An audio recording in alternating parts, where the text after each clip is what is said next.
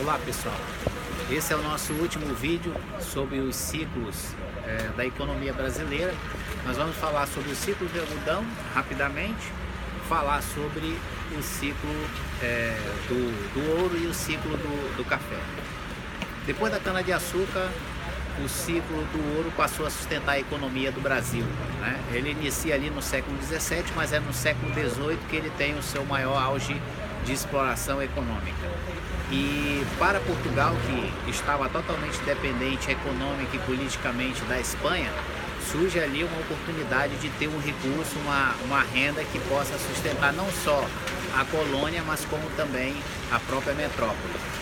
E esse foi um ciclo que ele foi marcado principalmente por conta dos descendentes brasileiros que buscavam, que tinham uma identidade com o país e buscavam ali manifestações, movimentos de independência, como foi da Inconfidência Mineira. Mas no século XVIII as minas começaram a se esgotar e a exploração maior se deu principalmente em Minas Gerais, e essa atividade econômica foi perdendo força. E aí então uma nova atividade econômica, um novo ciclo, que foi o ciclo de algodão. O Brasil tinha vantagens para a produção, tinha área, espaço, clima favorável para a produção da cana-de-açúcar, para a produção do algodão, e muito estimulado pela Revolução Industrial, essa atividade econômica passou a sustentar, ser uma das principais atividades econômicas do Brasil.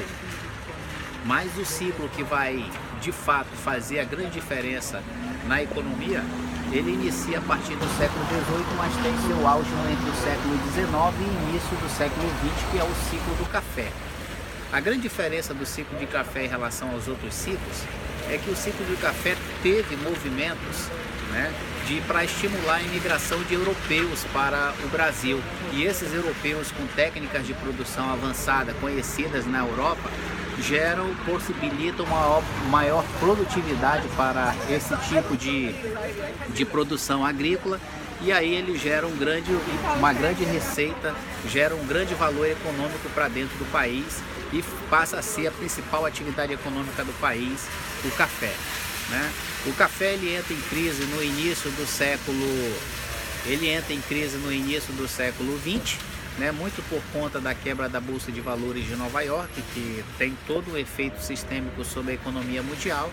E aí então o Brasil vai perdendo o grande potencial que tinha de exportação do café para os Estados Unidos, seu principal comprador. Agora, um fato interessante do café, do ciclo do café em relação aos outros ciclos, é que o recurso gerado com o café, muitos cafeicultores utilizaram esses recursos para investir na industrialização.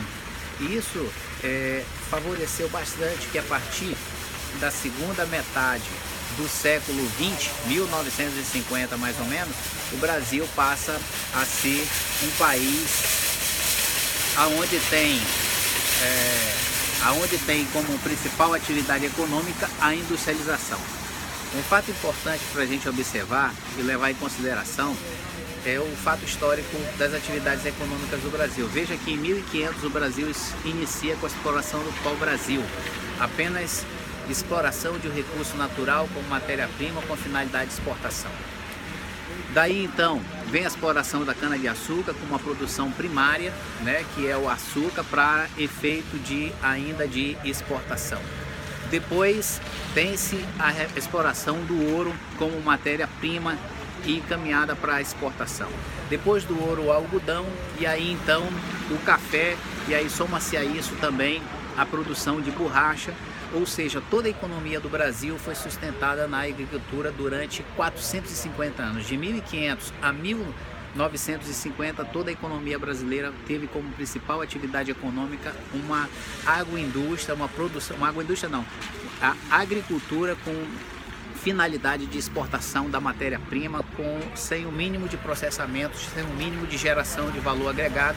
Só a partir de 1950 é que o Brasil passa a ser um país industrializado, e isso explica o porquê do nosso atraso econômico. Você veja que a Revolução Industrial inicia na Inglaterra, inicia na França. Os Estados Unidos no século XIX já estava desbravando ferrovias, já estava desbravando a exploração do petróleo, já estava desbravando a produção do aço, já produzia internamente vários produtos, e o Brasil ainda na produção agrícola. Então isso explica o porquê do nosso atraso econômico, porquê que nós ainda somos considerados como um país subdesenvolvido em termos de produção econômica. Embora sejamos a 8ª economia do mundo, ainda assim nós somos dependentes tecnologicamente, dependentes em termos de relacionamento com a economia mundial. O Brasil não é autossuficiente. E isso explica por quê? Porque o Brasil só vai desenvolver um complexo tecnológico industrial a partir de 1950, e nós estamos falando de pouco menos de 100 anos, enquanto outros países estão há mais de 300 anos já trabalhando e produzindo nessa linha de tecnologia e produção industrial.